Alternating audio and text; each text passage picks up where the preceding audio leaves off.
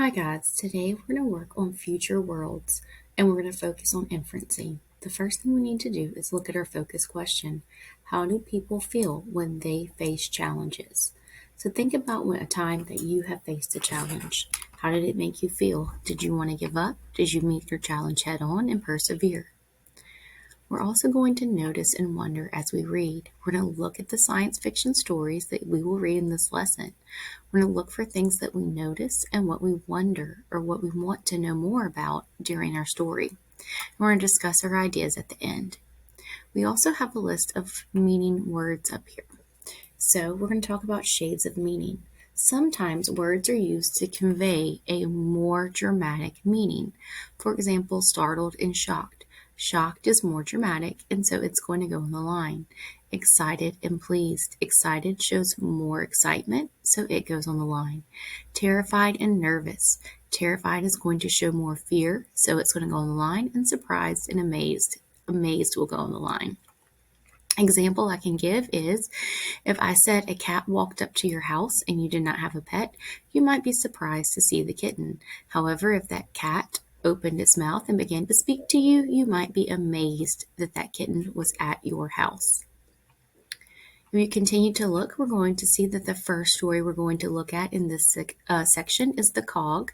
Cog is going to be by Greg Van Eekhoort. And here the cog is going to talk about artificial intelligence or a robot. And so we're going to look for how artificial intelligence or non-living intelligence can recognize or what they recognize in terms of human feelings. Then we have The Flying Test by Sarah Matson. And this one we're going to compare our flying test in the future to our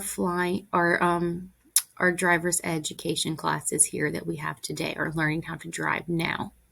And then Down to Earth. In Down to Earth, we're going to look for alternative means of representation, images of futuristic worlds, space stations, and virtual reality references. So let's look at the cog. We're going to start with Cog is a robot who looks like an ordinary boy. He stays with Gina, the scientist who built him. We know that the genre here is science fiction, and we know that because Cog is a robot, he looks like an ordinary boy, and he was built by a scientist. Our goal as we read is we're going to try and determine how do a robot and a human respond to a challenging situation. So looking at a challenge, how do they respond differently? The next thing we need to do is we need to try and determine who our narrator is. So as we read paragraph 1, it says, I remain bad at sleeping. Gina said, sleep is difficult for me because my brain is always working, thinking, and learning. And she didn't want to go monkeying around in my brain before she fully understood what was going on inside my head. Here we see the words I, me, my, and my again. Notice I underline them because they all refer to the narrator. The narrator also refers to Gina with the words she or her, and so that's going to be a third person pronoun. But the narrator refers to himself with I, me, my. So the narrator is referring in first person, so we can determine that the narrator is Cog, the robot. Then we have Gina is not very good at sleeping either. Even though she is not a robot, we have some of the same bugs. In this instance, bug does not mean a creepy crawling creature. It means a glitch or a problem with the system. One such night, I prepared 2 mugs of hot cocoa in the microwave oven, which is a machine that is not capable of learning but is very good at making hot cocoa. Gina was in the laboratory sitting at her computer. I put her mug on her desk. Usually we say thank you, which is standard behavior, and then I would say you're welcome or no problem or think nothing of it, all of which are standard responses. But this time she didn't say anything. She didn't even seem to notice I was there. She just stared at her computer screen with abnormally hydrated eyes. A drop of fluid fell down her cheek. So here we have to determine what is standard behavior. We know standard behavior is the way someone usually acts. So standard behavior in this instance is Cog always brings Gina hot cocoa and she always responds with a thank you. And he responds with a welcome, no problem, or think nothing of it. As Cog is looking at Gina, we have to determine what he's trying to figure out. He doesn't know why she's acting differently. Remember, he's a robot and he does not understand emotions. We also have that phrase hydrated eyes. Hydrated means contains water. If her eyes are containing water, we can assume that she is tearing up or infer that she's tearing up. Then it says a drop of fluid fell down her cheek. Well, we can infer that that drop of fluid, because it's coming from her full eyes, is a tear. So why doesn't Cog understand? Remember, he's the robot and he doesn't understand feelings. If we look at our next one, we have in paragraph 5, a face stared out from the screen, eyes brown like mine, skin the same shade as my synthoderm's sheath, hair like mine, only longer, tied in a ponytail that hugged the left side of the neck. Synthoderm is going to refer to Cog's artificial skin, or that cover that's going to mimic skin over his robotic figure. And then I'm going to underline the similarities between Cog and the figure on the screen. Notice Cog says, eyes brown like mine, skin the same shade of my synthoderm sheath, and hair like mine, only longer. At the bottom of the picture, there were 3 letters, ADA. Who is that? Oh, Gina said, startled. She looked at me, then at the mug on her desk. She took a sip. Thank you, Cog. Think nothing of it. Notice in paragraphs 8 and 9, they're going back to that standard behavior. She realizes the hot chocolate is there. She takes the sip. She says thank you. And then he replies, think nothing of it. I was pleased that we had returned to standard behavior. I waited a moment, and when Gina did not answer my question, I asked whose face was on the computer screen. Gina wiped the fluid from her face. That's ADA, she said, your sister. Remember, fluid is going to be the tears that are falling because we have been able to infer that she's crying. And then Gina has just said that ADA, the person on the screen who looks like Cog, is his sister. I blinked, processing.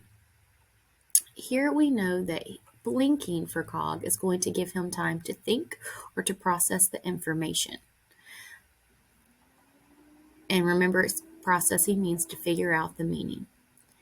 That's how I think of you two, brother and sister, because I designed and built you both. So here we learn that Gina created ADA and Cog, and she is like a parent to them.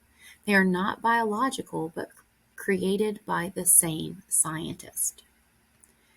That's how Paragraph 15. I continued to blink.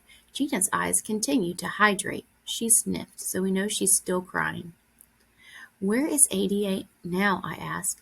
Gina clicked her mouse, and the face disappeared. Her screen went to sleep mode. I lost her. Here we have to determine what does she mean by lost her. Is the robot ADA missing? Is the robot deceased or no longer working? Soon Cog would find out where ADA had gone. So this sentence here allows us to know that she has not stopped working, that she is in fact missing or lost. So Gina is sad, or we can infer because she's crying that she is sad about ADA being lost. If we move on to our next page, we're going to work on making some of those inferences together. So let's look at what we have for our first one. The text says a drop of fluid fell down her cheek in paragraph 4. Well, what I know is wet tears fall down people's cheeks when they cry. So I know people cry when sad. What can I infer is that Gina is crying because she is sad or upset that ADA is lost. For my second one, I have where is ADA now? I asked, Gina clicked her mouse and the face disappeared. I lost her. That's paragraph 17 and 18. We know people sometimes miss family members when they cannot be together. Examples would be not being able to be with your family for a holiday or birthday or other special occasion. So we can infer that Gina is sad because ADA is lost. So she does not know where ADA is currently at. If we move on to our next page, we are going to have a write it section where we actually are going to write a short response together. Our prompt says, make an inference about why Gina is acting differently from her standard behavior. Support your inference with text evidence and what you already know. Gina is acting differently from her standard behavior because she is sad ADA is lost. So here I've answered the question. I have standard behavior in quotations because it's going to be a phrase used to talk about behavior that is typical or normal. So it's a specific phrase, so it is quoted. Then I'm going to tell you how I know. But in paragraph 4, Cog notices that Gina does not thank him for bringing her hot cocoa. This is her standard behavior. When Cog gives her the cocoa, she does not say anything, and he notices that her eyes are hydrated. Again, hydrated is a specific word from the story, so I'm going to put it here in quotations. There is also fluid running down her cheek. The wet eyes and cheeks mean that Gina is crying. So here again, we're going to put that what we're able to infer, that we know that wet eyes and wet cheeks mean that she's crying. Gina explains that ADA is Cog's sister and that she lost her. Again, lost her is in specific quotations because it's a specific phrase from our story. Cog doesn't understand why Gina is acting differently, but I can infer that she acts this way because she is sad and misses ADA. Now, this is us wrapping up everything. We know that he doesn't understand because he's a robot. He doesn't understand human feelings. He is artificial intelligence.